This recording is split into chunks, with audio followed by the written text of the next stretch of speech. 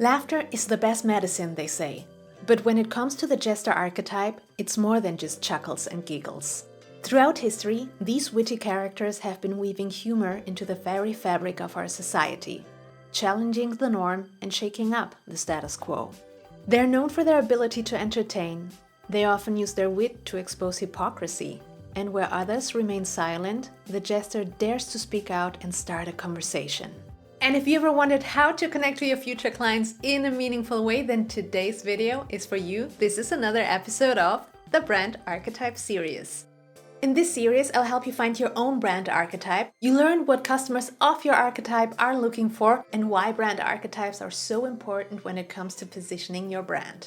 And before we continue, I will dig deeper into each archetype on this channel. So if you're interested in learning more about brand archetypes, make sure to click subscribe and the bell button to get notified every time I create new content for you. And now, to give you some context, the first person who talked about archetypes in this way was famous psychiatrist Carl Jung. According to Jung, humans possess a collective unconscious that's able to recognize repeating structures in human behavior that are universally understood across countries and cultures.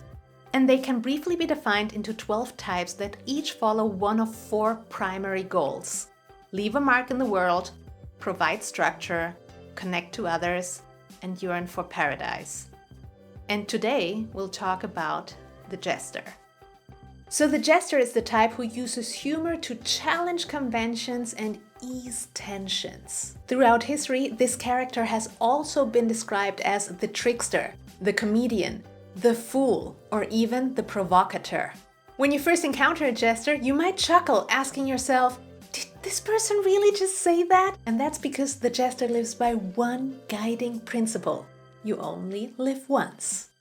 In a corporate environment, jesters can appear as though they don't take anything seriously. But their unique perspective often leads to valuable insights and innovative ideas, which often leaves their colleagues surprised by their unexpected contribution. And so brands that embrace the jester archetype are Old Spice, M&M's, Dollar Shave Club, and Doritos.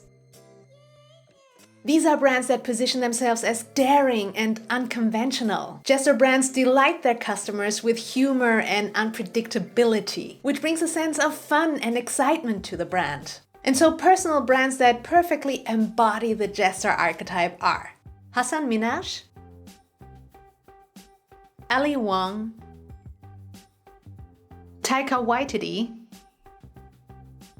and Sarah Silverman. At their best, jesters can be insightful and entertaining and even possess the power to inspire change. At their worst, they can be offensive, and their desire to push boundaries can lead them to be seen as disrespectful or even inappropriate.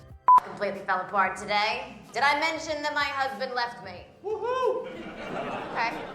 All right, but did I mention that he left me for his secretary? She's 21 and dumb as a Brillo pad. And I'm not naive. I know that men like stupid girls, right? But I thought Joel wanted more than stupid. I thought he wanted spontaneity and wit. I thought he wanted to be challenged. You know what I mean? You two are gonna be together forever.